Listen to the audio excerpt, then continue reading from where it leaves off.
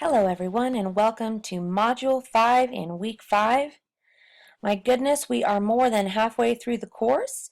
You all are nearing the end and I want to let you know that I'm seeing a lot of improvement, a lot of success, and congratulate you on coming this far and doing so well.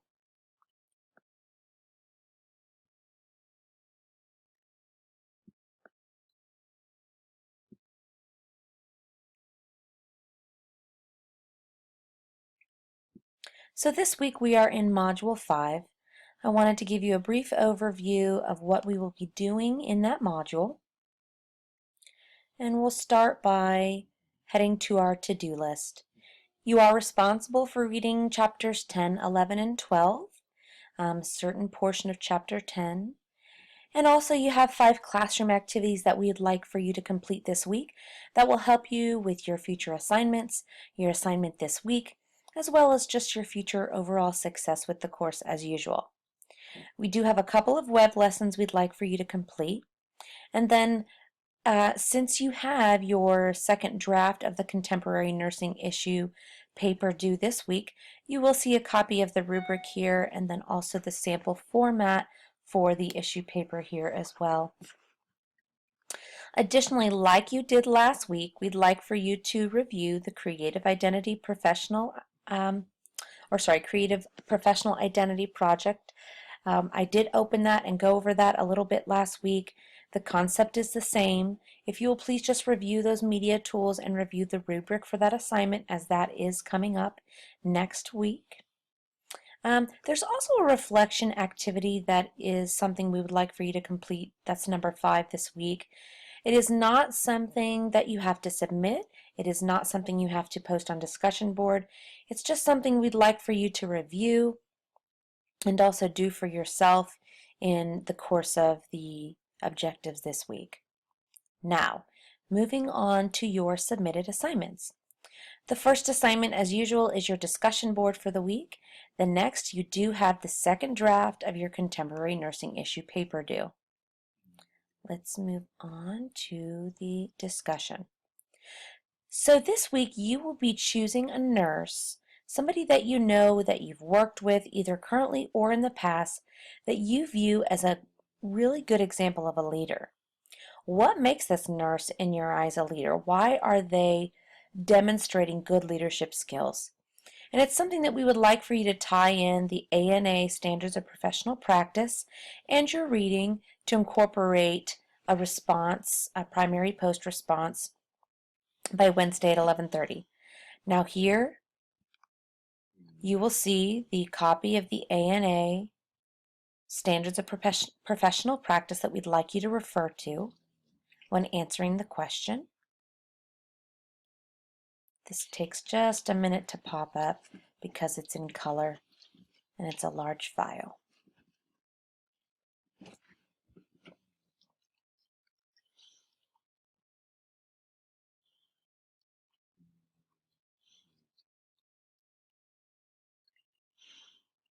Any second now.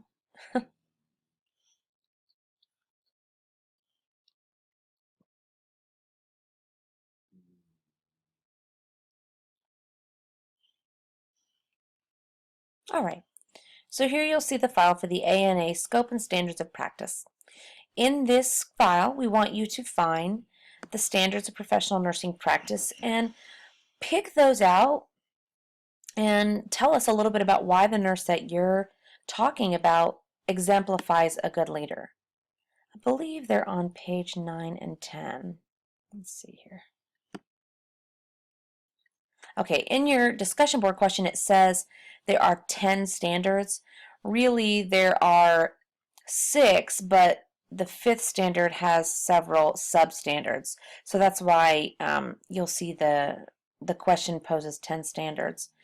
These are, really their own standard, but I didn't want you to get confused when you read this. So on pages 9 and 10, take a look at these 6 main standards with 4 additional substandards under implementation and talk a little bit about why the nurse that you work with or you have worked with, that person you know, exemplifies a good leader. And as usual, please do incorporate your readings from this week as that will help increase your score for discussion. Your response post to your peers, you're just going to be responding to one person this week. Select a student whose leaders skills are a little bit different from yours, and then compare and contrast your answers. Now, as usual, if you have any students who ask a question of you, not just a response, but ask you a question, then we do expect you to respond. If your responses are simply information and informative to add to the discussion, you are not required to respond. But if anyone asks you a question, then we do hope that you respond to that, and that will be included in your grade. Next, you're going to submit the second draft of your contemporary nursing issue paper. Let's take a look at the rubric. This week, the only part that is due, that's new, is the adequate and appropriate data to support the position. So you've already submitted the first two sections, and you'll be adding the third section. You've already submitted, again, the explanation of the contemporary nursing issue and the description of the decided position. This week, what's new, and which is a pretty hefty portion of the grade in this paper, is the support of the decided position. So what that means is a lot of your evidence, most of your literature, and your expert opinions or position statements from national organizations and or foundations and institutions.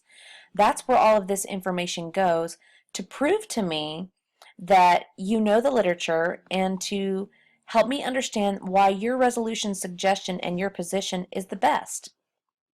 Now, all of you, and this is not just some of you, but all of you have work to be done still on the explanation of the contemporary issue as well as description of the decided position. Take the feedback that I provided to each of you and apply that feedback to these two sections and then continue to work here. I had many students who submitted papers with this portion of the paper in these two sections, which is not appropriate. It's okay to put a few support statements and references in the first couple of paragraphs. That's okay, but really the meat of the evidential support should be in this next section. And it becomes difficult to follow your papers, and it becomes a problem when it's difficult to read this because the clarity isn't there. You want to stick to just this section, followed by this section. Now you need to open, let's go here, you need to open this sample format for contemporary nursing issue paper in order to get a really clear understanding of that. The only way that you're going to be able to successfully complete the sections of this paper is if you read the rubric and you read the sample format so that you know what goes where. I did put, I thought that I put it up on Sunday, but for some reason the discussion didn't look like it posted, so I attached it today. I put some general overall strengths and areas for continued improvement with regard to the contemporary nursing paper. Please do go to the Contemporary Nursing Issue Forum in the discussion board.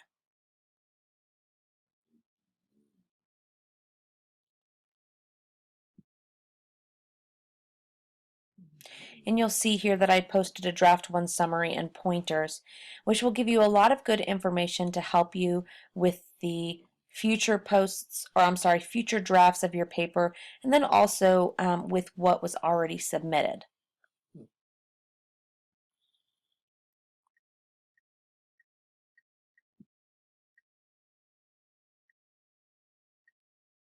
All right. So as usual, once you are done with this draft, you're going to submit it in this icon right here. I will be posting some information next week about SafeAssign. SafeAssign is a plagiarism detector, a collegiate-based plagiarism detector that is essentially a database full of information that will link to your paper. You will each be required to submit that paper through SafeAssign. Will give me an idea of how much referencing, quotations, citations that you are using. It is perfectly fine for you to quote and cite and reference, but no more than about 30% of your paper should be that. Most of it needs to be in your words with the support. So if for some reason you are not quoting where you should be, not citing authors you should be, if you've borrowed information and you've not referenced that, the Safe Assign database will catch that. So I'll be discussing with you the Safe Assign student check that you can do. There's a Safe Assign students check that will allow you to submit it as many times as possible so that you can get your paper to a percentage that is acceptable. But we will be discussing that more next week. Just keep in mind that when I gave you feedback on appropriate citations, reference, posting, quotations, and not using references, that is going to be very serious when it comes to the submission of your paper. All right. I believe that is all I have for you this week. As usual, if you have any questions, please don't hesitate to let me know.